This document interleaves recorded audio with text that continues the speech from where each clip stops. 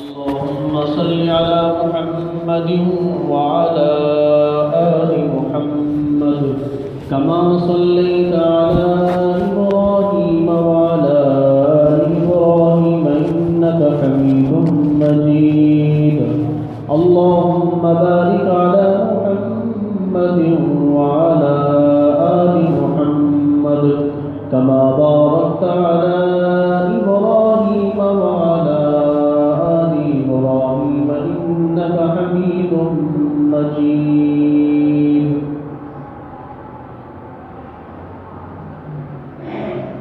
حضور آئے تو سر آفرینش پا گئی دنیا. حضور آئے تو سر آفرینش پا گئی دنیا. اندھیروں سے نکل کر روشنی میں آ گئی دنیا.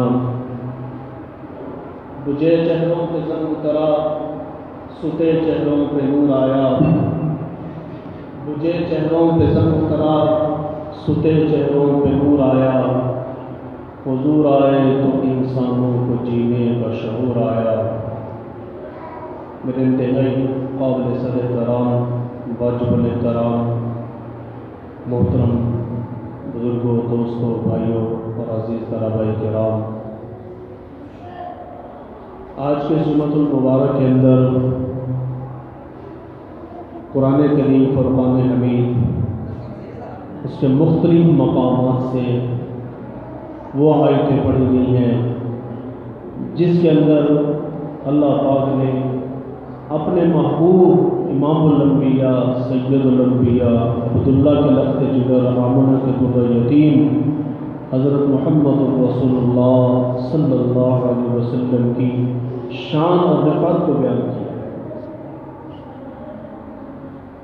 اللہ کے نبی صلی اللہ علیہ وسلم کی سیرت ایک ایسا عنوان ہے کہ جس پر انسان کی پوری زندگی لگ جائے تب بھی میرے نبی کی سیرت مکمل نہیں ہو سکتی. یہاں تک کہ میرے اکابرین میں سے مولانا عبدالشکور لکھنوی صاحب رحمۃ اللہ علیہ فرمایا کرتے تھے اگر ساتوں سمندر کی سیاہی بنا دی جائے اور دنیا میں جتنے درخت ہیں ان سب کی کلمیں بنا دی جائیں، اب ہر بندہ میرے پیغمبر کی سیرت کو لکھنا شروع کر دے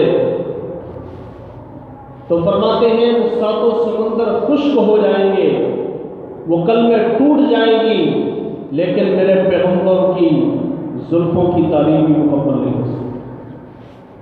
حضور کی سیرت اتنی اعلیٰ، صورت اتنی اعلیٰ، جو کچھ اللہ نے میرے محبوب کو دیا وہ سب سے اعلیٰ.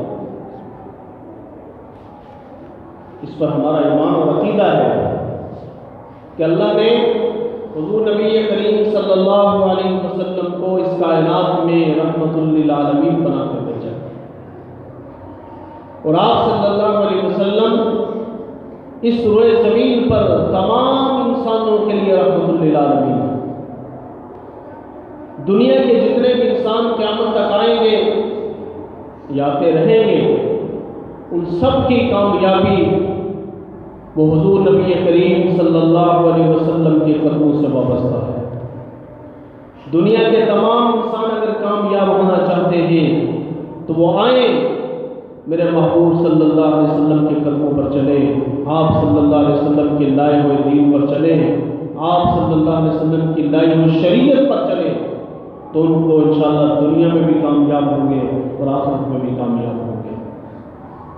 اور خدا کی قسم اللہ تبارک و تعالیٰ نے مجھے اور آپ کو جتنی نعمتوں سے نوازا ہے، اللہ تعالیٰ کے احسانات اس امت پر جتنے ہیں ہم گننا چاہیں، شمار کرنا چاہیں تو نہیں کر سکتے.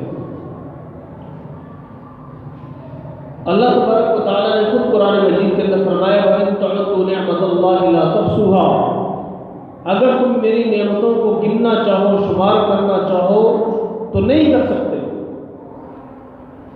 اور انسان اللہ تعالیٰ کی جو نعمت انسان کے اوپر ہے ان نعمتوں کا شکر انسان کسی نہ کسی صورت میں ادا کرتا رہتا ہے. اللہ تبارک و تعالیٰ کی تمام نعمتوں کا بہترین شکر ادا کرنے کا طریقہ وہ نماز ہے۔ جو بندہ نماز پڑھتا ہے تو وہ اللہ کی دی ہوئی نعمتوں کی کیا کرتا ہے؟ قدر بھی کرتا ہے اور اللہ کا شکر بھی ادا کرتا ہے۔ اور جو بندہ نماز نہیں پڑھتا تو در حقیقت وہ اللہ کی نعمت کا کوئی بھی شکر ادا نہیں کرتا۔ آج اکثر و بیشتر میں اور آپ ایک دوسرے سے ملتے جلتے بھی ہیں اور ہم ایک دوسرے سے حالات پوچھتے ہوتے ہیں۔ مثال کے طور پر آپ کسی رشتہ دار کے پاس جاتے ہیں اور آپ سے پوچھتے ہیں کیا حال ہے، وہ آگے سے کہتے ہیں اللہ کا شکر ہے، اللہ کا بڑا احسان ہے، لیکن دوسری طرف آپ اس کا رخ یہ دیکھ رہے ہیں کہ وہ نماز نہیں پڑھتا، وہ دین پر عمل نہیں کرتا۔ اب یہ جو بندہ زبان سے اللہ کا شکر ادا کر رہا ہے یہ جھوٹا کر رہا ہے، یہ اللہ کی نعمتوں کا جھوٹا اقرار کر رہا ہے۔ اگر یہ سچا ہوتا تو یہ نماز کا بھی پابند ہوتا، اگر یہ سچا شکر ادا کرنے والا ہوتا تو اللہ کے نبی صلی اللہ علیہ وسلم کی سیرت پر بھی چلتا۔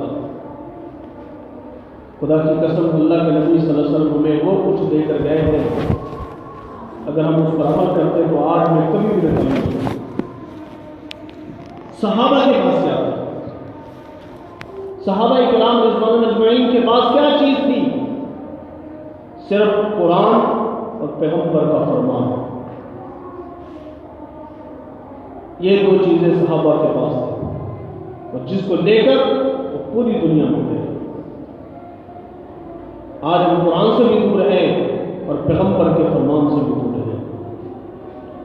اور آج یہ بات اگر ہم غور سے دیکھیں، اپنے حالات پہ غور کریں تو ہم قرآن سے آج اتنا دور ہو چکے ہیں، اتنا دور ہو چکے ہیں کہ نہ قرآن ہماری زندگی میں ہے نہ عملی زندگی میں ہے۔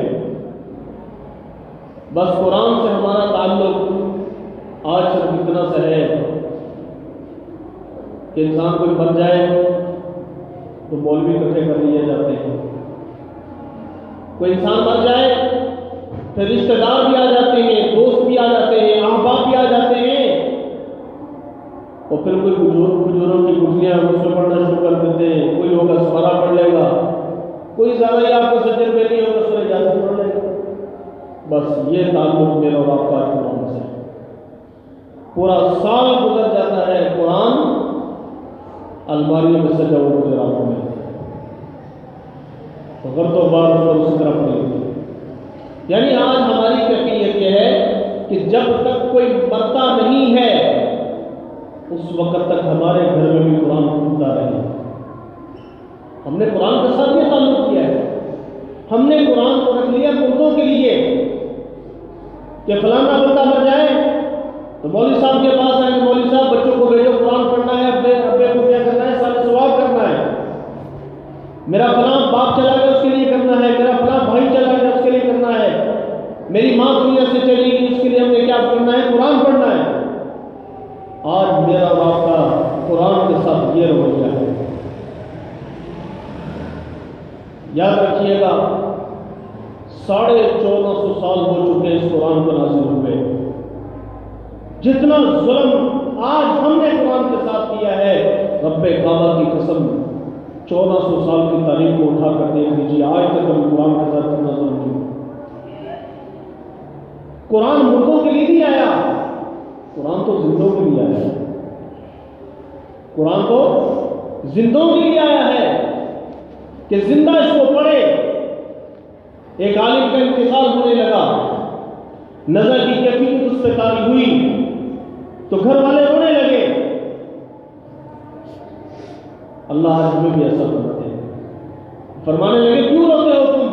لیکن تم آپ دنیا سے جا رہے، فرمانے پریشان ہونے کی ضرورت نہیں، جس کمرے میں آج میرا انتقال ہو رہا ہے میں نے اس کمرے کے اندر بیٹھ کر 6000 قرآن کی تلاوت کی، میں نے اس کمرے کے اندر بیٹھ کر اللہ کے قرآن کو 6000 مرتبہ پڑھا ہے، انشاءاللہ مجھے کوئی پریشانی نہیں۔ ایسے لوگ بھی تیاری کر کے دنیا سے جاتے ہیں۔ آج ہماری کیا تعلیم ہے آخرت سے جانے کی؟ ہم تو یہ سمجھتے ہیں بس مرنا ہے تو پھر ثواب کی فیکٹری مل جاتی ہے، بس اور کچھ نہیں۔ اکثر میں ایک لطیفہ سنایا کرتا ہوں. ایک آدمی تھا، اس کے باپ کا انتقال ہو گیا، تو محلے کے امام صاحب کے پاس گیا. فجر کی نماز اس نے پڑھی. جیسے گرمیوں میں فجر کی نماز 4:30 میں چلی جاتی ہے، آدھے نمازی سو رہے ہوتے، آدھے جاگ رہے ہوتے نماز میں، یہ کیفیت ہوتی ہے. تو مولوی صاحب نے فجر کی نماز پڑھائی. پڑھانے کے بعد مصلی پر بیٹھے ہوئے تھے. مولوی صاحب بھی آدھے جاگ رہے تھے، آدھے سوئے ہوئے تھے. تو وہ مقتدی آ گیا مولوی صاحب کے پاس، کہنے لگا مولوی صاحب آپ کو تو پتہ ہے میرے والد صاحب دنیا سے چلے گئے، تو مجھے قرآن چاہیے پڑھے ہوئے. میں نے اپنے باپ کو کیا کرنا ہے؟ احسان ثواب کرنا ہے.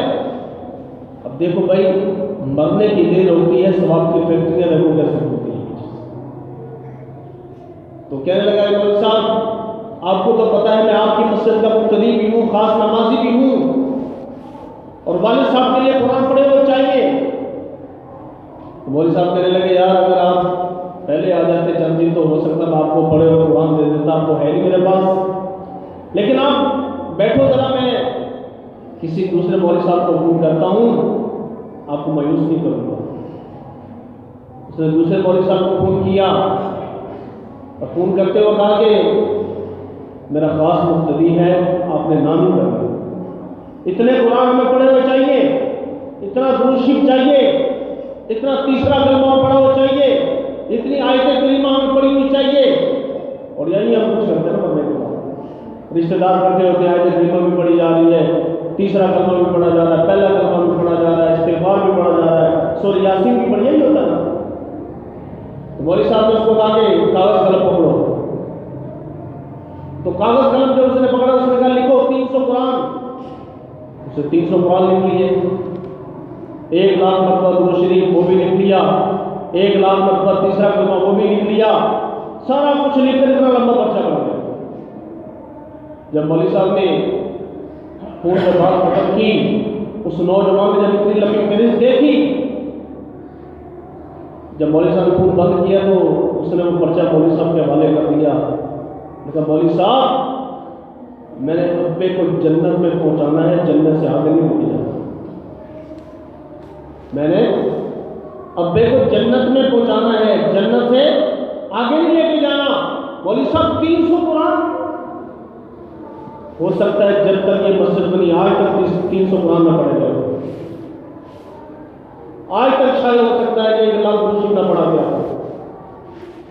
میرے محترم بزرگ اور دوستوں، اپنی اولاد کو دین کے ساتھ رکھنا. جوڑ دو خدا کی قسم کہ کل مرنے کے بعد تمہارے لیے تمہاری اولاد کا ایک مرتبہ سورۃ الاخلاص پڑھ کر بخش دینا غیروں کے پڑھے ہوئے 1000 قرآنوں سے بہتر ہے. ہمارے قالی فرمانے لگے، اور واقعی ہی انسان دنیا میں جب تک ہے اس کی قدر ہے. مرنے کے بعد صرف 1 مہینہ 40 دن 2 مہینے تک انسان کو ماں باپ یاد آتے ہیں. اس کے بعد انسان آہستہ آہستہ آہستہ قبرستان کا راستہ بھی بھول جاتا ہے. کبھی اپنے ابا و اجداد کی قبر میں جایا کرو، دیکھا کرو. اور یقین جانے انسان 2 سال تک نہ جائے تو انسان کو دادے کی قبر کو نہیں پتہ چلتا، نانے کی قبر کا بھی پتہ نہیں چلتا. نہیں ہوتا ایسے، سب انسان بھول جاتا. اپنی نسلوں کو قرآن کے ساتھ اتنا جوڑ دو، حضور کی سیرت کے ساتھ اتنا جوڑ دو کہ کل مرنے کے بعد وہ تمہارے لیے کچھ پڑھ کے بخش سکے تمہارے لیے. ایک عالم فرمانے لگے کہ میں ایک دفعہ لاہور کے مین قبرستان میں گیا. لاہور کا مین قبرستان دیکھا ہوا آپ نے؟ کس نے دیکھا؟ لاہور کا سب سے بڑا مین قبرستان، بہت بڑا قبرستان ہے، اور بڑی بڑی عظیم شخصیات اس کے اندر دفن ہیں. غازی الدین شہید کو بھی یہاں پر دفن ہے. بڑے بڑے نیک اللہ کے ولی یہاں پر دفن ہیں. بہت بڑا قبرستان ہے مین قبرستان. فرمانے لگے کہ میں جب مین قبرستان کے اندر گیا تو میں سورہ فاتحہ پڑھتا جا رہا ہوں کہ تاکہ جتنی بھی یہاں پر لوگوں کی قبریں ہیں، میتیں ہیں، میں سب کو وصال ثواب کرتا جاؤں. کہتے ہیں میں پڑھتا جا رہا ہوں، ایک قبر کے پاس جب میں پہنچا، اس قبر کو دیکھ کر میں بندہ حیرت میں پڑ گیا. کہتے مجھے یوں محسوس ہوا کہ جیسے اس قبر میں میرے قدم پکڑ لیے. اس قبر میں مجھے روک لیا. کہتے مجھے بڑا تعجب ہوا, مجھے بڑا تجسس ہوا کہ یہ کس کی قبر ہوگی کہ جس کو دیکھ کر میرے قدم بھی رک گئے. کہتے اس کا کتبہ ٹیڑھا ہوا تھا زمانے کی گردش سے. جو کتبہ جس پر آپ نے نام لکھا ہوتا ہے نا, وہ بھی ٹیڑھا ہو چکا تھا, گر چکا تھا. کہتے میں نے مٹی ہٹا کر دیکھا اور میں نے اس کو صاف کیا تو میں نے جو اس پر پڑھا تو میں حیران ہو گیا. اس پر لکھا ہوا تھا اللہ اکبر رستم ہند امام بخش. رستم ہند امام بخش, وہ رستم پہلوان جس کے لیے بڑے بڑے باغات قلم بچھایا کرتے تھے. رستم پہلوان کی وہ خبر تھی کہ جس کے لیے وقت کا بادشاہ زیارت کرنے کے لیے آیا کرتا تھا. وہ رستم پہلوان جس کے لیے ہاتھیوں کی سواری تیار کی جاتی تھی. وہ رستم پہلوان جس کو دیکھنے کے لیے لوگوں کا جم غفیر امڑ آیا کرتا تھا. آج کرکٹ کا کھلاڑی وہیں پر آ جائے تو لوگوں کا جم غفیر وہاں پہ اس کو دیکھنے کے لیے جمع ہو جاتا ہے. لیکن اس زمانے کی بات جب پہلوانوں کو دیکھنے کے لیے لوگ آیا کرتے تھے, کہتے ہیں آج اس کی قبر کا ایک ایک ذرہ کہہ رہا ہے یہاں پر کوئی نہیں آیا, یہاں پر کوئی نہیں آیا. میرے محترم دوستو, مر جانے کے بعد اولاد ماں باپ کو بھول جایا کرتی ہے. جو کچھ کرنا ہے میں نے اپنے دنیا میں اپنے لیے کرنا ہے. مر جانے کے بعد اولاد ماں باپ کو بھول جایا کرتی ہے. بیٹا جب خود باپ بنتا ہے تو اپنے باپ کو بھول جاتا ہے. بیٹی جب خود ماں بنتی ہے اپنی ماں کو بھول جاتی ہے. یاروں کو جب یار ملتے ہیں تو بھائی بھول جایا کرتے ہیں. تو اس لیے میرے محترم دوستو, دین پر خود عمل کرو پہلے. اگر آپ خود دین پر عمل نہیں کریں گے اس کا اثر دوسروں پر نہیں ہوگا. اب دیکھ رہے ہیں گھر کا بڑا سربراہ باپ ہوتا ہے نا, یا ماں ہوتی ہے. اب باپ اپنی اولاد کو کہتا ہے نماز پڑھو, قرآن کی تلاوت کرو, دین پر عمل کرو. لیکن باپ کا خود حال ہے کہ وہ نماز نہیں پڑھتا. خود اس کا حال یہ ہے وہ قرآن کی تلاوت نہیں کرتا. ماں کی حالت یہ ہے کہ وہ خود بھی قرآن کی تلاوت نہیں کرتی, خود بھی نماز نہیں پڑھتی. ایمانداری سے بتانا, وہ مولوی صاحب محنت کرے یا ٹیچر محنت کرے یا استاد محنت کرے, وہ بچہ نماز بن جائے گا؟ آج ہوتا یہی ہے, اکثر ملتے کہتے مولوی صاحب نے بچوں کو نماز پڑھا کرو, دوسرے مجھے آگے سے کہا بس بھی نہیں پڑھنا. اب یہ حالت ہے کہ بچے اپنے ماں باپ کو دیکھتے ہیں وہ کیسے چلتے ہیں. اگر ماں باپ نیک راستے پر ہیں تو اولاد بھی نیک راستے پر چلے گی. اگر ماں باپ غلط طریقے پر چلیں گے تو اولاد بھی غلط طریقے پر چلے گی. سب سے پہلے میں اور آپ نیکی کی طرف چلے, ہم خود اپنے آپ کو دین پر لے کر آئیں, انشاءاللہ اللہ نسلوں کو بھی دین پر لے کر آئیں. آج ہماری پریشانی مصیبت یہی ہے کہ ہم مولوی صاحب سے دعائیں کراتے ہیں, مولوی صاحب اولاد نیک ہو جائے دعا کرنا, خود نیک بننے کی کوشش نہیں کرنا. مولوی صاحب سے دعا, مولوی صاحب کیا کرے گا؟ وہ کہتے ہیں مولوی صاحب کے پاس ایک عورت دم کرانے کے لیے آئی بچوں کو لے کر, کہنے کہ مولوی صاحب میرے بچوں کو دم کر دو, یہ ضد بڑے کرتے ہیں. مولوی صاحب نے کہا میرے تو اپنے بڑے ضد کرتے ہیں, میں نہیں کرا. میرے تو اپنے بڑے ضد کرتے ہیں, میں ان پر کون سے دم کروں؟ بھائی جو بچے کی ضد کی جو عمر ہے عموماً 3-4 سال کا بچہ ضدی ہوتا ہے, یہ سب کو پتہ کرتے ہیں. تو اس لیے مولوی صاحب کیا کریں؟ ہاں آپ اپنے اندر حلال روزی اولاد کو کھلائیں, پھر دیکھنا اللہ آپ کے بچوں کے اندر دین کی رحمت کیسے لے کر. اور شروع میں دیکھیں 7 سال کا بچہ جب ہو جائے, 7 سال تک شریعت بچے کی طرف متوجہ نہیں ہوتی. شریعت کا پہلا حکم آرڈر مروا اولادکم بالصلاۃ وهم ابناء 7. بچہ جب 7 سال کا ہو جائے تو اس کو نماز کا حکم دو. یعنی 7 سال تک بچہ اتنا کیا کہتے ہیں نماز کے لیے اتنا ٹرین ہو جائے کہ اس کو نماز پڑھنی آ جائے. ماں باپ کو دیکھ کر دیکھیں, ماں جب گھر میں مصلی بچھائے گی, اگر آپ کو یقین نہیں آتا, آپ میں سے ماشاءاللہ ایسے بھی ہوں گے کہ جن کے چھوٹے چھوٹے بچے ہوں گے, تجربہ کر کے دیکھ لیجیے. اور حضور صلی اللہ علیہ وسلم کی جو عادت مبارکہ یہ تھی کہ آپ صلی اللہ علیہ وسلم گھر میں جو فرض نماز تھی وہ مسجد میں پڑھا کرتے ہیں, باقی سنت نوافل حضور گھر میں پڑھا کرتے ہیں, تاکہ بچوں کو دیکھ کر شوق پیدا ہو, نماز کے اندر وہ آپ کی کاپی کرے. اور آج تو پہلی بات تو یہ ہے کہ اگر میں نے آپ نے گھر میں نماز میں پڑھنی ہو نا تو حاجی صاحب کو اگر شوق بھی چڑھ جائے گھر میں نماز پڑھنے کا تو حاجی صاحب کا پہلا حکم یہ ہوتا ہے کہ میرے سامنے کوئی بچہ نہیں ہونا چاہیے, میری نماز ڈسٹرب نہیں ہونی چاہیے. یاد رکھیے گا یہ بہت بڑی غلطی ہے. آپ نے حضور صلی اللہ علیہ وسلم کی نماز کی کیفیت علماء سے نہیں سنی؟ کیا آپ صلی اللہ علیہ وسلم جب گھر میں نماز پڑھتے تھے میرے نبی سجدے میں جاتے ہیں امام حسن و حسین کہاں ہوتے تھے؟ حضور کی قبر پر سوار نہیں ہوتے تھے. اور حضور صلی اللہ علیہ وسلم اپنی نماز کو, اپنے سجدے کو ان شہزادوں کے لیے لمبا کر دیا کرتے تھے اچھی طرح. ایک مرتبہ تو یوں ہوا حضور قیام کی حالت میں کھڑے ہیں اور امام حسن رضی اللہ تعالیٰ عنہ نماز کے دوران قیام کی حالت میں آپ صلی اللہ علیہ وسلم کی دونوں ٹانگوں مبارک سے گزرنے کی کوشش کر رہے ہیں اور حضور صلی اللہ علیہ وسلم نے نماز میں اپنی ٹانگیں کشادہ کر دی. امام حسن نیچے سے تو گھر میں نماز پڑھے تاکہ آپ کے بچوں کے اندر نماز کا شوق پیدا ہو. آج غلط فہمی آج یہی ہے, ہم بچہ کہہ کر چھوڑ دیتے ہیں, نماز اس کو نہیں سکھاتے, نہ خود پڑھتے ہیں, پھر جب بچہ کہتے ہیں ابھی بچہ جوان ہونے دے خود ہی پڑھ لے گا. یاد رکھیے گا جو عادت بچپن کے اندر ڈالی جائے بچے کو وہ بچپن تک جائے گا انشاءاللہ. آپ بچے کو شروع سے نمازی بناؤ انشاءاللہ دیکھنا وہ مرتے دم تک نمازی ہی رہے گا. شروع کے اندر اس کو نماز کی عادت ڈالیے.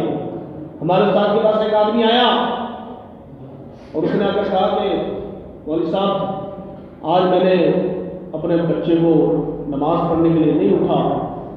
جب وہ نہیں اٹھا تو میں نے غصے میں آ کر اس کو 2 تھپڑ لگائے, میں نے اس کو مارا ہے. تو میں نے پوچھا کہ اس بچے کی عمر کیا ہے؟ کہنے لگے FSC کا طالب علم ہے, FSC میں پڑھتا ہے. ایمانداری سے بتاؤ FSC کا طالب علم کو 20-25 سال کا نوجوان ہوتا ہے کہ نہیں ہوتا؟ تو کہتے میں نے اس سے پوچھا تم نے اپنے بچے کو کیوں مارا؟ کہنے بولے صاحب آپ ہی تو بتاتے ہو بچہ نماز نہ پڑھے تو نماز نہ پڑھنے پر مارو. میں نے کہا آپ نے پوری حدیث نہیں سنی, آپ کو غلط فہمی ہوئی. جب اولاد جوان ہو جائے, یاد رکھیے گا یہ مسئلہ سارا یاد رکھیے, جب اولاد بالغ ہو جائے, جوان ہو جائے, پھر ماں باپ کو ہاتھ اٹھانے کی اجازت نہیں ہے. بچہ جب بالغ ہو گیا اور اس کا نامہ اعمال کھل چکا ہے, اب وہ گناہ کرے گا گناہ لکھا جائے گا, نیکی کرے گا نیکی لکھی جائے گی. فرماتے میں نے پوچھا کیوں بچے کو مارا؟ کہنے کہ آپ ہی کہتے ہیں. فرمانے لگا آپ کو پوری حدیث سناتا ہوں.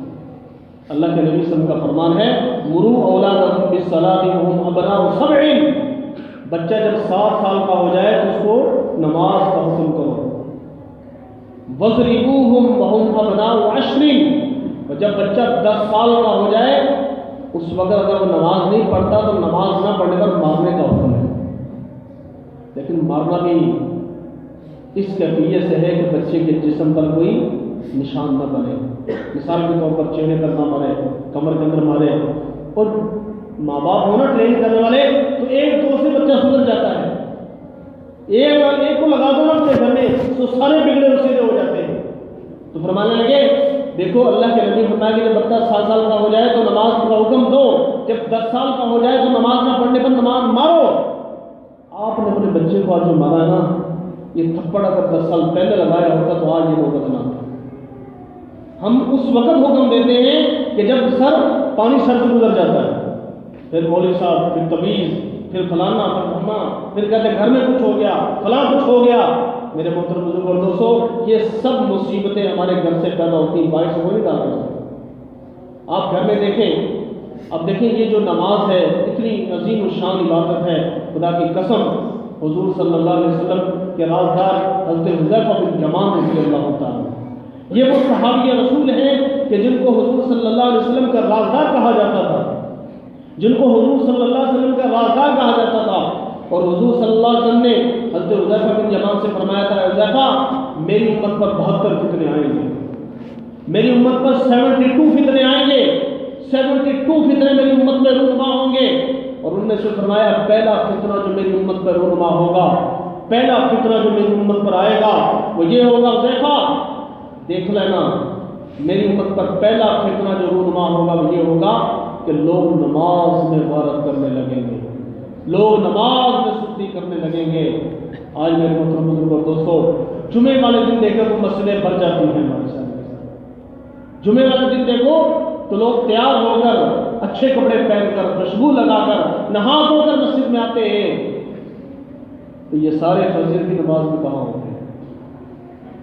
جس طرح ہماری مسجدیں جمعے میں فل ہوتی ہیں، اسی طرح اگر فجر میں فل ہونا شروع ہو جائیں، خدا کی قسم یہ مہنگائی کیا ہے پاکستان میں۔ ایک بات سناؤں آپ کو ختم کرتا ہوں۔ حدیث سے بات میں آتا ہے کہ جو بندہ 5 وقت کی نماز کا اہتمام کرتا ہے، اللہ اس کو 5 انعام دیتے ہیں۔ کتنے انعام دیتے ہیں؟ 5۔ جو بندہ نماز کا اہتمام کرتا ہے، اللہ پاک اس کو 5 انعام دیتے ہیں۔ پہلا انعام 5 نمازیں پڑھنے والے کو پہلا انعام اللہ کی طرف سے یہ ملتا ہے، اللہ تبارک و تعالیٰ 5 نمازیں پڑھنے کی برکت کی وجہ سے اس بندے پر رزق کی تنگی کو ہٹا دیتے ہیں۔ یا جب اپنے مسجدیں جو بازاروں میں پھیلی ہوئی ہیں نا، اس لیے پھیلی ہوئی ہیں، آپ بھی بازار سے گزر کر آئے، میں بھی گزر کر آیا ہوں، ایسے ہے نہیں ہے؟ آپ نے بھی دیکھا ہوگا کہ کئی ابھی تک بازار ایسے کھلے ہو گئے، اس کو پتہ نہیں جمعہ ہے کہ نہیں آج۔ وہ اسی طرح روٹیاں پکا رہا ہے، چارہ کاٹنے والا اسی طرح چارہ کاٹ رہا ہے، کاروبار کرنے والا اپنا اسی کاروبار اسی طرح جاری رکھے ہوئے، اور اس کو پتہ بھی نہیں ہے کہ آج کتنا عظیم شان دن ہے، کتنا عظمتوں والا دن ہے آج جمعہ۔ تو کتنی بڑی بے برکتی ہے۔ جب نماز نہیں پڑھو گے تو رزق اللہ کہاں سے دے گا؟ تو نماز کا اہتمام کرنے والے پر اللہ پہلا انعام اس کی رزق کی تنگی کو اللہ ختم فرماتی ہے، پہلا انعام دنیا کا۔ دوسرا انعام، جب مرنے کے بعد یہ قبر میں جائے گا، اللہ سے عذاب قبر کو ہٹا دے گا۔ تیسرا انعام، اللہ تعالیٰ اس کو کل قیامت والے دن اس کا نامہ اعمال اس کو دائیں ہاتھ میں عطا فرما دے گا۔ جس کو نامہ اعمال اس کے دائیں ہاتھ میں مل گیا وہ کامیاب ہو جائے گا۔ اور چوتھا انعام، وہ پل سراج سے بجلی کی برق رفتار سے گزر جائے گا، جہاں پر بڑے بڑے پھسل جائیں گے۔ اور 5واں انعام، 5 نمازیں پڑھنے والے کو اللہ 5واں انعام یہ دیں گے کہ اللہ اس کو بغیر حساب کتاب کے جنت میں داخل کروا دے۔ تو کوشش کریں گے انشاءاللہ تعالیٰ اس کی، خود بھی نماز پڑھیں، اپنی اولاد کو بھی حکم دیں، اپنی بہن بیٹیوں کو بھی بتائیں، فرمائیں جب تک جسم میں جان باقی ہے نماز باقی ہے۔ یہ بتا دیجئے کہ جب تک میری اور آپ کی جسم کے اندر سانسیں چل رہی ہیں، نماز اس وقت تک باقی ہے۔ ہاں جب ختم ہو جائے زندگی تو پھر تو نماز کی چھٹی ہو جائے گی، لیکن جب تک جسم میں جان باقی ہے اسی وقت تک نماز بھی باقی ہے۔ اللہ مجھے اور آپ کو تمام مسلمانوں کو 5 وقت کا پکا اور سچا نمازی بنائے، اور حضور صلی اللہ علیہ وسلم کی ایک ایک دین پر، آپ سب کی لائی ہوئی ایک ایک شریعت پر اللہ مجھے اور آپ کو عمل کرنے کی توفیق نصیب فرمائے۔ وآخر دعوانا